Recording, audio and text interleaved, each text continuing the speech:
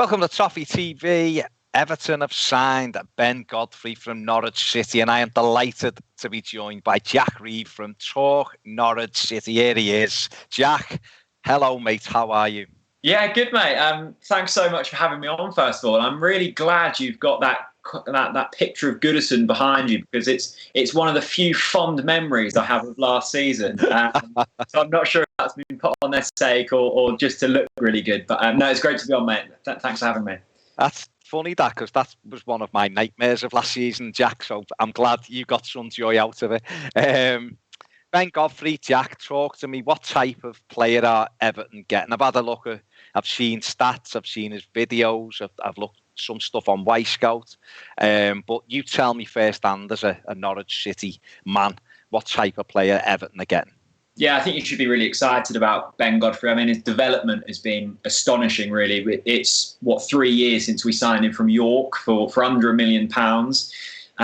We signed him originally as more of a right-back / right midfielder, and he's kind of developed into a centre-back over the years. And a good kind of first season for Norwich City. He was then loaned out to Shrewsbury, where he was excellent, got them into a playoff final. They were really unfortunate not to get into the Championship. They were beaten by Rotherham, but he was a real key part of that team assembled by Paul Hurst that season. It was very much a squad that was built from the back and built around Ben Godfrey. So that was a really big season for him. Off the back of that, he was then brought into the Norwich side, and of course we then gained promotion from the Championship into the Premier League. He played, I think, 36 times that season, and then of course probably when Everton fans would have seen him the most was last season when he was in the Premier League, and again was a big part of that squad. Now, be careful kind of writing him off, because I know Norwich were woeful at times last season, and defensively we were poor. I think you have to look at the system in which Daniel Farke was playing. It was very open. We tried to play football that was so successful in the Championship. It didn't work in the Premier League, and Farke and I'm sure Godfrey himself will admit that. But he's very quick for a defender. That's the first thing. I think that's a really exciting attribute of Godfrey, and I think that's probably one of the reasons why he has been touted with so many big clubs and eventually got his move to Everton. He's very strong, he's athletic, he's good in the air. I think the one worry for me with Ben Godfrey, and something that he has to work on, I still don't think, and you can tell he hasn't been brought up as a defender, some of his positioning is slightly odd, and maybe that's a managerial thing, and maybe Daniel Farke hasn't coached him in a manner in which it has helped him. But there's been certain times, I think it was Burnley at home last season. I don't know if anyone's that desperate to watch that game back. It was Norwich against Burnley, and they ripped us apart, and he was at fault for a couple of them goals. Just really simple runs that he wasn't able to pick up. So it's going to take a little bit of time for him to fully get in the groove. But in terms of physically, I don't think there's too many defenders better than Godfrey. Yeah, I mean, that is a couple of the attributes you said there, the reason why Everton have been looking at him, really. We've got strong defenders, Yerry Mina, Michael Keane, who are both good defenders, but not the quickest.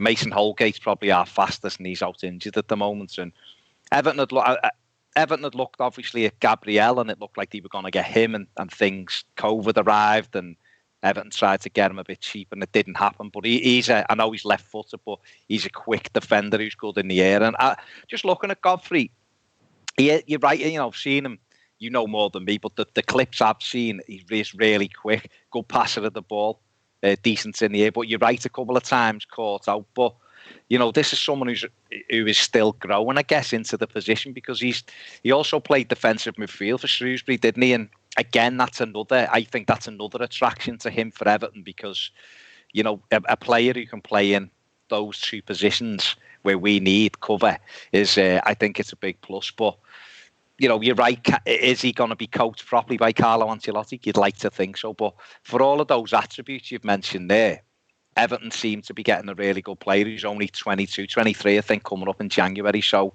a good age. I mean, of his passing, Jack, what have you made of that? Because he does like a raking long ball, doesn't he? No, I'm glad you picked that out, actually, because I'd kind of forgotten about that. He is one of the kind of ways Daniel Farke likes to play is bring it out from the back.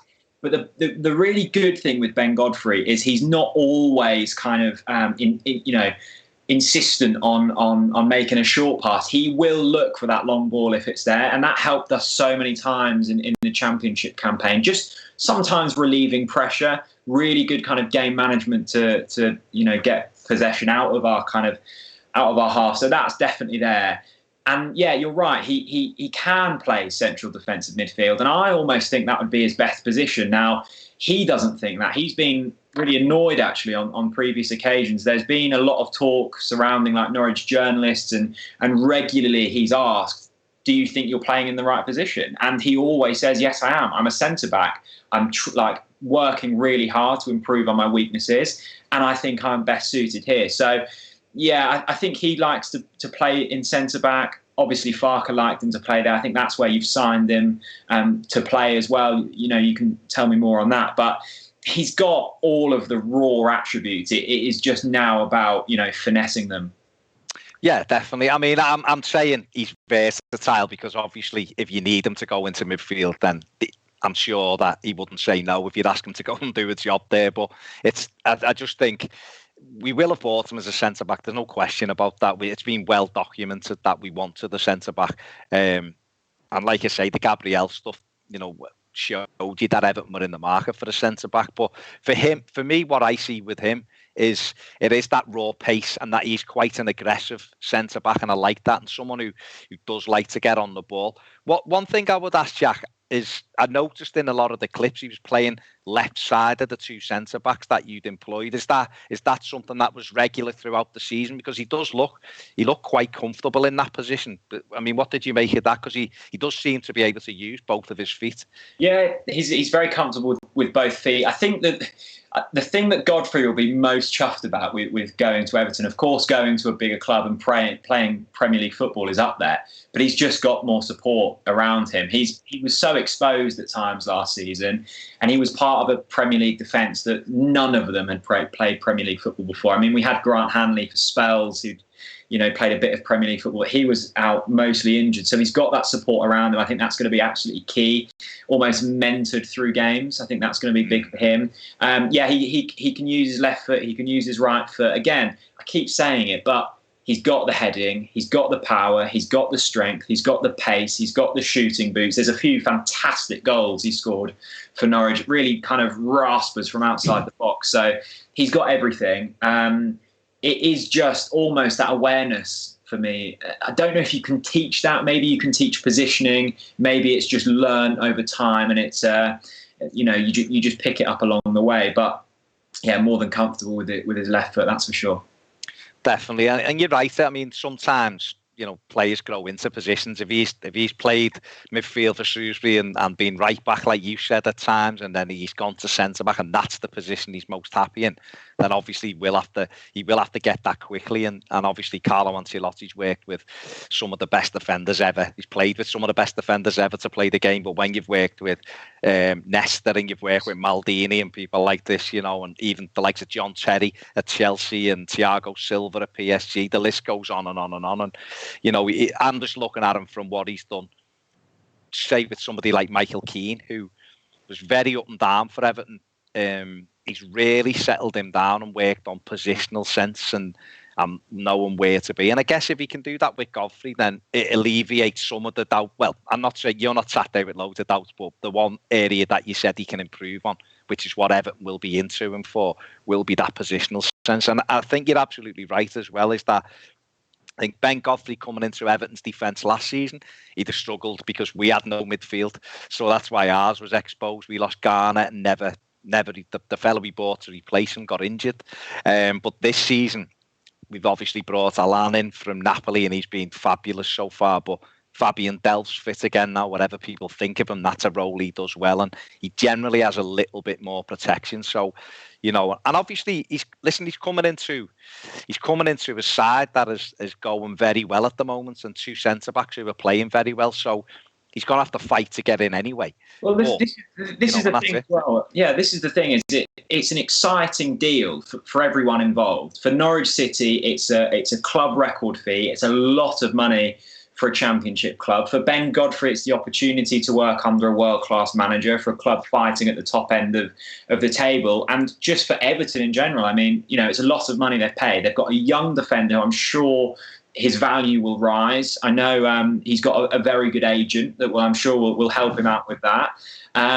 It's just win-win. Like, I think when you're a championship club and you see your best players leaving, you're trying to find some kind of anger and dismay at this happening. I'm really struggling with this because we've got backup at centre-back, so that's not the end of the world. This is a player who has gone from York to Everton in the space of 4 years. Who knows where he'll be in another 4 years? Financially, it's massive, especially during these, really kind of tough times for football clubs. And you've got yourselves a really good player.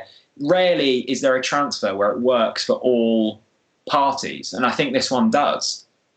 Yeah, well, hopefully. But I think you're right. It's a lad who's played for England under-20s. He's had 5 caps for the under-21s and scored a goal for England as well, the 21s. So it's a lad who's obviously in the England setup. And given his physique and his athleticism, it wouldn't be a massive surprise if he played for England going forward as well. It's certainly quite mobile. From Norwich's perspective, obviously you just touched on it there. It's a big amount of money coming in, which is great. Obviously they can re-strengthen and it helps the club. One person who's been mentioned with a loan to Norwich is Jarrod Branthwaite, who's played a few games for Everton. That's been kind of mentioned again today, that it's not part of this deal, but something that the two clubs might look at going forward. Would that be something you'd welcome? Well, yeah. I mean, you'll probably have to educate me slightly more on the lad, but I think something that Stuart Webber, our sporting director, is very good at is completely maximising all of the possible kind of outcomes from the club in which we're selling to. So if there's the potential of a loan deal thrown in on top of the money, I know you said it's not completely in parallel with the transfer, but I'm sure there's helping out in a way. So it's really tricky at the moment with Norwich. There's still a couple of weeks left of the transfer window. We'd gone a few weeks thinking, oh my goodness, we're going to keep all of our best players, Godfrey, Buendia, Cantwell, and now they're all being linked away. Godfrey's gone, of course, and now we're thinking we've gone from a squad where not everyone can get into the starting 11, so can we actually get a starting 11? So there's a real sense of, I wouldn't say uncertainty, but it's tough to plan when players are being linked and maybe not signing for clubs. So yeah, no, that would definitely interest me, and I'm sure it would Daniel Farke as well. Yeah, he's a good lad. Branthwaite obviously only played 4 Premier League games for us in the League Cup game, got an injury, out for a few weeks, but should be back in a couple of weeks. So I think, especially with obviously this move, Jarrod's going to find it difficult to get game time at Everton, and I think a move to a club like Norwich should be fantastic for him, for his education. Left-footed, centre-back, tall, strong, looks really good prospect. So I think he'd do well. And obviously I was speaking to you the other day, and you informed me that Kieran Dowell, who'd moved to Norwich, is out till January, which is a bit of a blow. But what if, obviously Jamal Lewis went out the door, Liverpool had a bid and got rejected, and then strangely Norwich sold him to Newcastle, which isn't a massive step up. But there's Max Aarons as well, who I think is another cracking, real fantastic right back, young, athletic, really good on the ball. I mean, I've seen him with Bayern Munich and teams like this. I mean, what's your thoughts on him? Well, it's been a really strange few weeks because you go from, getting relegated from the Premier League, shipping a ridiculous amount of goals, hardly picking up any points. We've sold Jamal Lewis for £15 million to Newcastle, mainly because Liverpool were ridiculously tight and weren't willing to cough up the 15 million quid that he's definitely worth. Godfrey's now, of course, gone for the sum he has. So you're looking at £40 million plus for them two players. Max Aarons has been linked with Barcelona, firm links, and I don't think that one's going to happen now. They were looking for an initial loan deal that Norwich weren't willing to accept. So we are batting away Barcelona for a Norwich City defence that simply didn't work. So it's really tough to get your head around. Max Aarons is probably the standout of all of these. I think Godfrey's probably got the most potential because of where he plays and just that kind of education he's had. So yeah, we've got a really interesting couple of weeks ahead. Keep your eye on Max. I think he's Premier League quality. He deserves a move, if anything. Todd Cantwell, you could throw in there as well, who I know scored a season. He's got a bit of flair about him, so he'll probably be attracting some big clubs as well. So interesting times, but just happy for Ben Godfrey. Really chuffed for him. He's a good lad. He's got a good head on his shoulders. Very mature for his age. So I'm just hoping it works out for him. I'm hoping he gets a bit of game time, and when he does, hit the ground running, because I know how ruthless it can be. Nearing the top of the Premier League. Yeah, fingers crossed, fingers crossed. Listen, Jack, thank you very much for your insight there. I'm sure Evertonians will be delighted to hear that your views on Ben Godfrey from someone who follows and watches Norwich, so is much better equipped than I am to talk about Ben Godfrey. I know that. You were pulling out some stats there that I wasn't aware of. No, listen, I've done a little bit of research, but you've seen them with your eyes firsthand, and that's always the biggest thing. Stats are great, but your eyes as well tell the story. So thanks very much, Jack, for taking the time for joining us. Make sure, if you want to know more about Norwich City, check out Jack's channel, Talk Norwich City. Do it, because Jack is the man, and you'll get your updates on Kieran Dowell as well. Yeah, well, hopefully. No, thanks very much. I know he's in. Let's not talk about Dowell. That's a sore spot at the moment. But no, thanks so much for having me on. Superb. Make sure you give the video a thumbs up, subscribe if you haven't, and if you want more videos, join us on Patreon. See you later.